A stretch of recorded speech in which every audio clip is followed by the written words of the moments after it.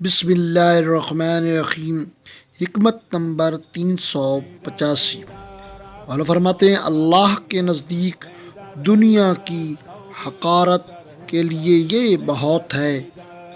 یہی بہت ہے کہ اللہ کی معصیت ہوتی ہے، معصیت یعنی نافرمانی ہوتی ہے تو اس میں اور اس کے ہاں کی نعمتیں حاصل ہوتی ہیں تو اسے چھوڑنے سے، یعنی اللہ کی نافرمانی چھوڑنے سے اللہ کی نعمتیں حاصل ہوتی ہیں۔ حکمت نمبر 386۔ مولا فرماتے ہیں جو شخص کسی چیز کو طلب کرے تو اسے یا اس کے بعد حصے کو پا لے گا۔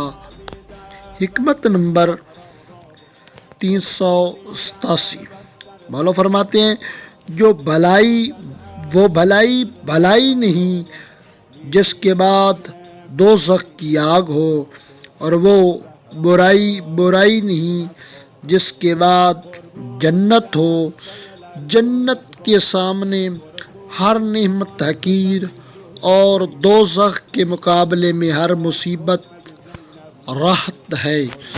مطلب یہ کہنے کا کہ ایسی بھلائی جس کے کرنے کے باوجود بندہ جہنم چلا جائے تو اس بھلائی کا کیا فائدہ۔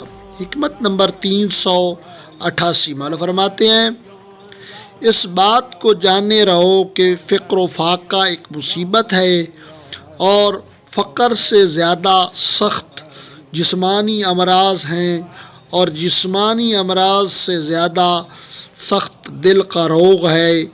یاد رکھو کہ مال کی فراوانی ایک نعمت ہے، اور مال کی فراوانی سے بہتر صحت بدن ہے، اور صحت بدن سے بہتر دل کی پرہیزگاری ہے۔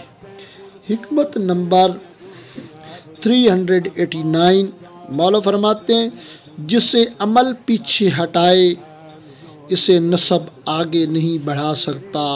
ایک دوسری روایت میں اسی طرح ہے جسے ذاتی شرف و منزلت حاصل نہ ہو اسے آباء و اجداد کی منزلت کچھ فائدہ نہیں پہنچا سکتی۔